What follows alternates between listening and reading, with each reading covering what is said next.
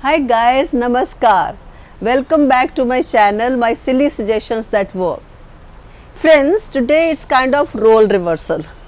I need your suggestion about an incident which I witnessed say a year or so ago but couldn't get out of my system. It so happened that I was enjoying my morning walk in the company of benevolent nature and velvety grass, blooming flowers and our lifesavers tree, and children were playing, and fitness freak, they were exercising yoga. So words seemed to be in perfect harmony.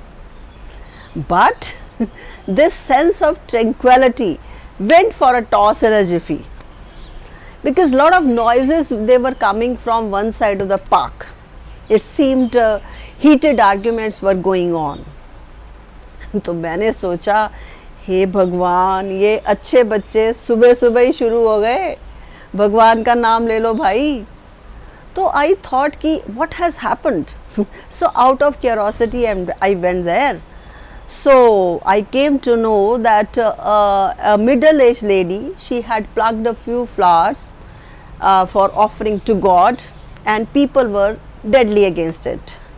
Their take was that it spoils the beauty of the park, while the lady was of the opinion that park is not a private property. So if she has plucked a few flowers, why so much hue and cry is raised? क्या हो गया ऐसा? So lot of argument, controversies, shouting, it was going back and forth. Very unpleasant environment, and people were coming in great numbers to join the fun kind of. But at that time my immediate thought was that in our country, how a trivial situation can take an ugly turn so soon and can be easily exploited and is exploited by vested interests in their personal gain. And moreover, will any god accept this kind of offering which is wrapped around so much of negativity? And दाता हैं वो. Are we capable enough to offer anything to omnipresent and omniscient God? And in particularly in present scenario, why can't we, you can say, we can be above from all these prejudices and controversies and egos?